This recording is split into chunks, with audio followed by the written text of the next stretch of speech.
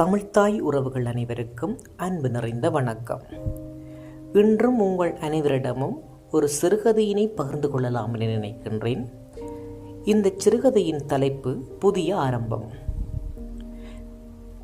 இப்பொழுது நேரடியாக சிறுகதைக்குள் செல்லலாம்.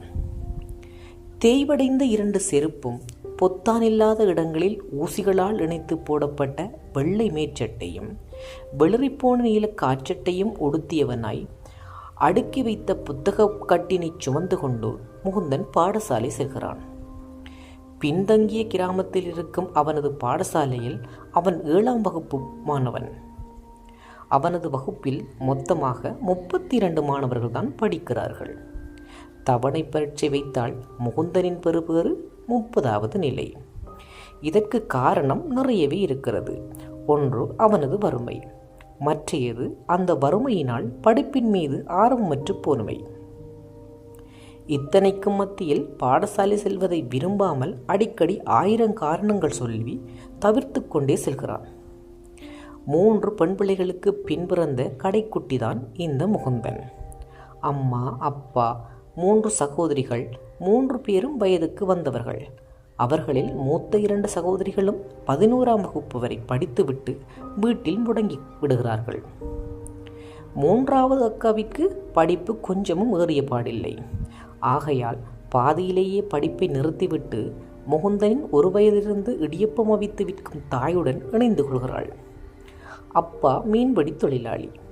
இப்படியான ஒரு நிலையில் அவனுக்கு எப்பொழுதும் தன் குடும்பச் சுமையை தன் தோளில் சுமக்கும் எண்ணம் மட்டுமே இருந்தது. அன்றி படிப்பில் ஆர்வம் இருந்ததே இல்லை. அந்த சிறு வயதிலிருந்தே தந்தையுடன் மீன் பிடிக்க, தேனெடுக்க, மரம் வெட்ட, ஊரில் கால்நடையாக மீன் விற்றல் என்று சிறு சிறு வேலைகள் எல்லாம் செய்து கொண்டே இருக்கின்றான். படிப்பில் மட்டும் ஆர்வம் வந்த பாடில்லை.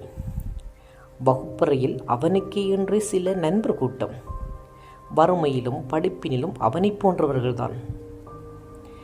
இதற்கிடையில் ஒரு நாள் அரசு சார்பற்ற ஒரு தொண்டு நிறுவனத்தில் இருந்து அதிகாரிகள் சிலர் பாடசாலைக்கு வருகை தந்து அதிபரூடாக வறுமை கோட்டில் வாழும் பிள்ளைகளுக்காக மாதாந்தம் பாடசாலை உபகரணங்கள் கொடுக்கும் வேலை திட்டத்திற்காக சில மாணவர்களை தேர்வு செய்கிறார்கள். அந்த அதிர்ஷ்டம் முகுந்தன் பக்கமும் அடித்து விடுகிறது. உண்மையில் அதுதான் அன்று முகுந்தனின் படிப்பிற்கு திருப்பு முனையாக அமையப்போகின்றது என்று அவன் கூட நினைத்திருக்க மாட்டான்.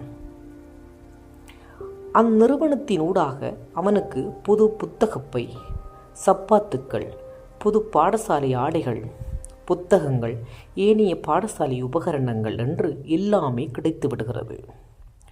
அதிலிருந்து அவனுக்கு படிக்க வேண்டுமென்ற ஆசை அதிகரிக்கிறது. நன்றாக படிக்க ஆரம்பிக்கின்றான்.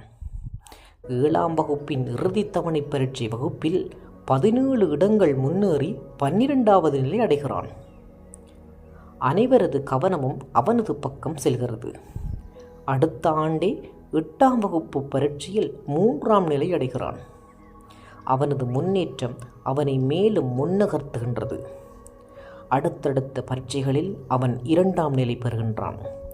அப்படியே 11ஆம் வகுப்பு, 12ஆம் வகுப்பு என்று படித்து முடித்துவிட்டு அரசு வேலையிலும் இணைந்து கொள்கிறான்.